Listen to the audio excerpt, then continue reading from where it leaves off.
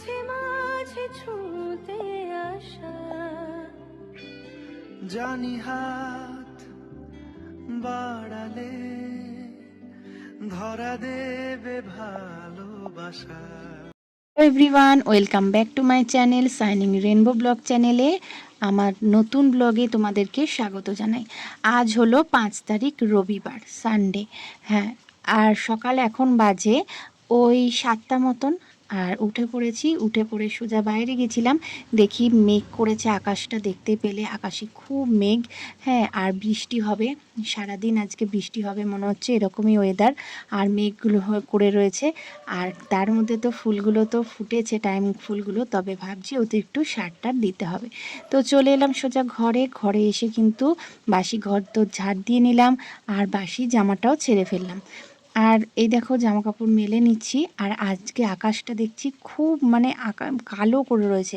জানি না, মেললাম তো জামা কাপড়গুলো, কিন্তু মনে হচ্ছে এক্ষুনি তুলে ফেলতে হবে আবার, কেননা আবার বৃষ্টি নামবে।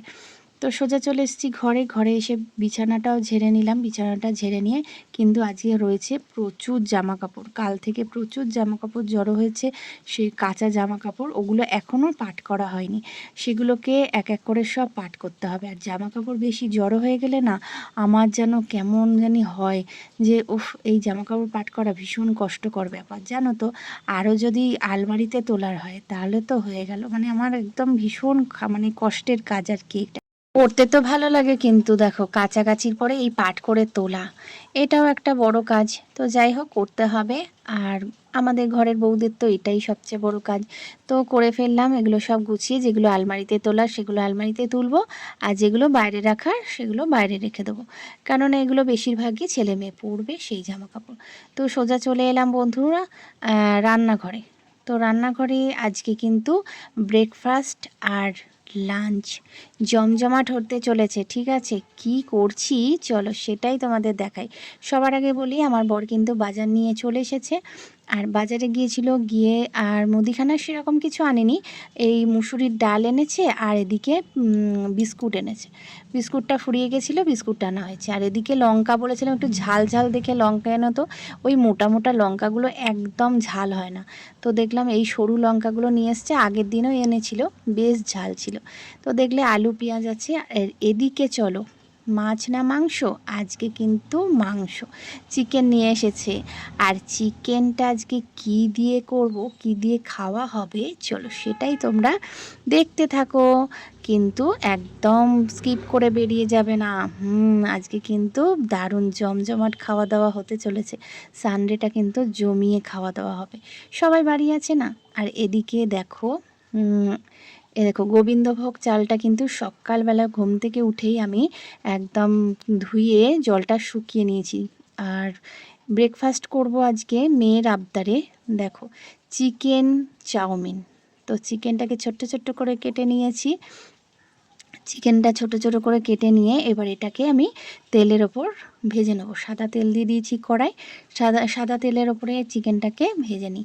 আর ওই যে চালটা দেখলে না, গোবিন্দভোগ চালটা, আমি কিন্তু ধুয়ে ভালো করে একটা পেপারের ওপরে শুকিয়ে নিয়েছি। আর একদম ঝরঝরে হয়ে কিন্তু শুকনো হয়ে গেছে, পাখার তলায় রেখেছিলাম, শুকিয়ে গেছে। হ্যাঁ, আজকে করব পোলাও, দুপুরে হবে পোলাও। হ্যাঁ, তো তার জন্যই কিন্তু চালটাকে শুকিয়ে নিয়েছি, বুঝলে। তো আর ওইরকমভাবে শুকিয়ে নিলে না, তোমরা দেখবে একদম জল যদি না থাকে খুব ভালো হয়, পোলাওটা খুব সুন্দর হয় আর ঝরঝরে হয়। তো যাই হোক, ব্রেকফাস্টটাও কিন্তু আজকে দারুণ হতে চলেছে। তো চিকেনটাকে ভেজে নিয়ে তার উপরেই দিলাম পেঁয়াজ, রসুন কুচি, আদা কুচি, হ্যাঁ, দিয়ে আর চিকেনটা দিলাম, দিয়ে সয়া সস, চিলি সস দেবো, নুন দেবো, হলুদ কিন্তু দেবো না। চিকেন চাউমিনে আমি কিন্তু হলুদ দিই না, মানে ভীষণ সুন্দর স্বাদ হবে। চিকেন চাউমিনে হলুদ দেবে না, দেখবে খেতে খুব সুন্দর হয়। তো চিকেন চাউমিনটা কিন্তু আমার রেডি হয়ে গেছে। তো দেখো সসগুলো দিয়ে নিচ্ছি। আর সসটা কিন্তু মানে সয়া সস আর চিলি সসটা কিন্তু দেবে, মানে যখন ওই চাউমিনটা নাড়াচাড়া করবে তখনই দেবে, কিন্তু টমেটো সসটা দেবে না। টমেটো সস কিন্তু আমি এই সময় দিই না, যখন একদম মানে ডিশে ঢেলে ফেলি তারপরে সার্ভ করার সময় দিই। কেননা আগে অনেককে দেখেছি দিতে, আমার ঠিক ভালো লাগে না টমেটো সসটা আগে দিতে, তাই দিই না। তো দেখো সবার জন্য কিন্তু ব্রেকফাস্ট রেডি হয়ে গেছে, বেড়ে ফেলেছি আমি। আর দেখতে কেমন লাগছে দেখো, পুরো দোকানের মতো না? আর খেতেও দোকানের মতো হয়েছে, অপূর্ব। আর আমার মেয়ে মানে কি বলবো, চিকেন খেতে চায় না, সেখানে চিকেন তুলে তুলে খাচ্ছে, বুঝেছো? ভীষণ ভালো লেগেছে তার। যাই হোক, আর ছেলে গেছে পড়তে, ছেলে বললো মা রেখে দাও, আমি পড়ে এসে তারপরে খাবো। তো বললাম ঠিক আছে, ও পড়ে মানে টিউশন থেকে এসে তারপরে খাবে। আর এদিকে চালটা দেখো গামলার মধ্যে নিয়ে নিয়েছিলাম, আর একদম ঝরঝরে শুকিয়ে গেছে আর কি। আদা বাটা দিলাম, ঘি দিলাম, গরম মশলা আর হলুদ দিয়ে মেখে নেব। তো চলো দেখতে থাকো কি কি দিয়ে মাখছি। সকাল থেকে ঝিরিঝিরি বৃষ্টি, আর তারপরে দুপুর থেকে মুষলধারে বৃষ্টি।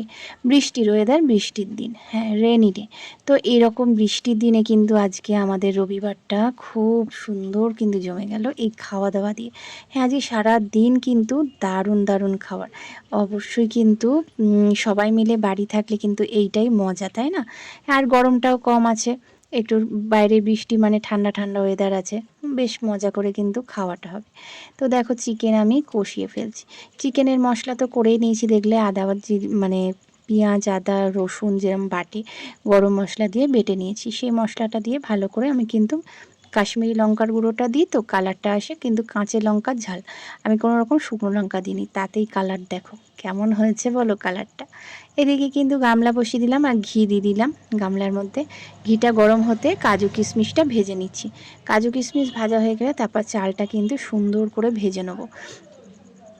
পোলাওয়ের চাল কিন্তু খুব সাবধানে ভাজতে হয়, সুন্দরভাবে ভাজতে হবে, কিন্তু তলা যেন ধরে না যায়, তাই হালকা হাতে কিন্তু নাড়তে হবে, সমানে নাড়তে হবে, নেড়ে নেড়ে একদম লাল লাল হবে।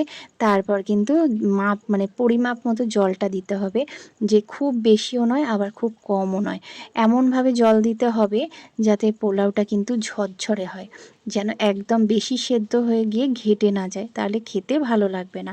আর আমি তো মিষ্টি আগেই দিয়েছিলাম, নুনটাও আগেই দিয়েছিলাম, সেই কারণে কিন্তু আমাকে আর নুন মিষ্টি দিতে হয়নি।